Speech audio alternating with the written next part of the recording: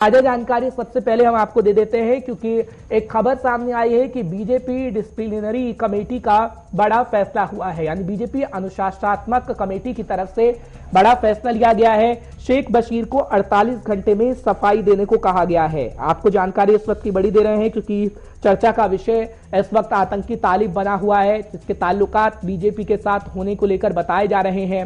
और ऐसा कहा जा रहा है कि शेख बशीर और तालिब के बीच ताल्लुकात थे, ऐसी खबर सामने आई, जिसके बाद बीजेपी की तरफ से सफाई उससे मांगी जा रही है शेख बशीर साहब से, और 48 घंटे के अंदर ही सफाई देने को कहा गया है।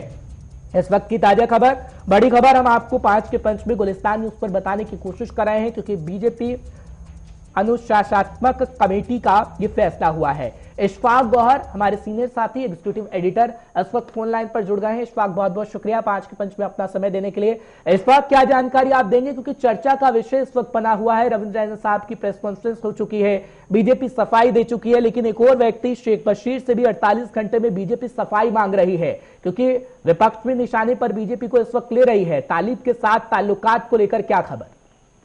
देखिए, तालिब और बीजेपी के राब्ते पर अगर आप सुरक्षा बलों की बात को देखें तो उनका ये मानना है कि ब्रीफ पीरियड के लिए बीजेपी के साथ रहा है। कल भी इस बात का खुलासा पेश किया गया, और खुद जब प्रेस कॉन्फ्रेंस को आप सुनते हैं तो उसमें इस बात का कहीं ना कहीं इशारा मिल रहा है कि किसी न किसी तरीके से बीजेपी के साथ उनके लिंक्स रहे हैं।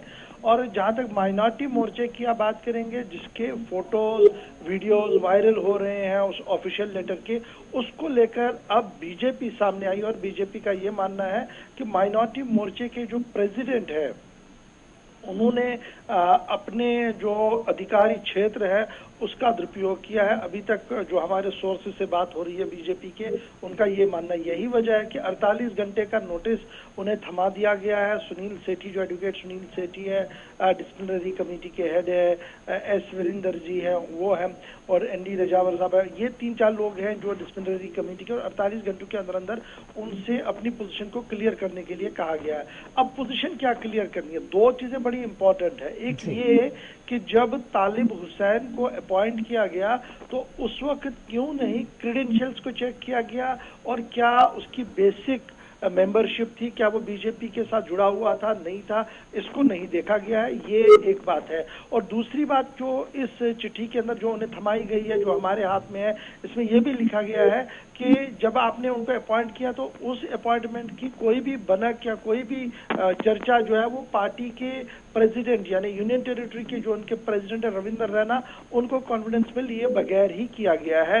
ये दूसरी बात कही गई है। तो चिट्ठी के अंदर ये लिखा गया है। और ये सारा माहौल जो बन रहा है, और जिस तरीके के साथ विपक्ष अभी मोर्चा खोले हुए हैं दिल्ली से लेकर जम्मू कश्मीर तक, और तरह तरह की बातें सामने आ रही हैं, उसमें बीजेपी ने अपने स्टैंड को क्लियर करने की कोशिश की है। अब वो इस कोशिश में कितने कामयाब होंगे वो आने वाला वक्त बताएगा कि क्या वो कामयाब होंगे। लेकिन इस बात में बीजेपी की गले की फांस बन गई है क्या?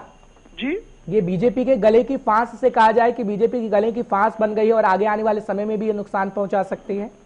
अब बिल्कुल ये बीजेपी के लिए एक बड़ा चैलेंज जरूर बन गया है, क्योंकि बीजेपी ने जिस तरीके से पहले उन्हें अपॉइंट करवाया वो एक बड़ा सवाल है, और क्यों वो तब तक खामोश रहे, क्योंकि जिस तरीके के वीडियोस वायरल हो रहे हैं उससे बड़ा साफ है कि उनका बीजेपी के पास आना जाना बहुत देर का लगा हुआ था, और ये कोई नई बात नहीं है। और जिस तरीके से फोटो विटोस है, अगरचे लगातार उनकी तरफ से ये कहा गया, बीजेपी की तरफ से ये कहा गया कि वो पत्रकार था, फर्जी पत्रकार था, और वो आ रहा था और उससे पार्टी में उसने कहीं ना कहीं अपना नाम बनाने की कोशिश की है। लेकिन जो चिट्ठियां आई हैं उसमें और भी कुछ बड़े अधिकारियों के दस्तखत है, तो कहीं ना कहीं अब देखना होगा कि ये मामला कहाँ होकर रुकेगा। लेकिन जिस तरीके से विपक्ष ने बीजेपी को घेर रखा है, तो बीजेपी उससे निकलने की कोशिश में, यही वजह है कि तालिब के मामले पर माइनॉरिटी मोर्चे के जो अध्यक्ष उनके हैं शेख बशीर, उनके नाम नोटिस किया है। और ऑब्वियस सी बात है कल शाम तक या परसों तक आप देखेंगे उसे पार्टी से पद से हटा दिया जाएगा, और ये क्लियर करवाया जाएगा कि नहीं, बीजेपी इसके साथ नहीं है। और आगे चूंकि अब ये सिक्योरिटी सिनेरियो वाला मामला बन रहा है, इसमें और भी अभी इन्वेस्टिगेशन होगी। आज उन्होंने मांग की है कि एनआईए इसकी इन्वेस्टिगेट करे।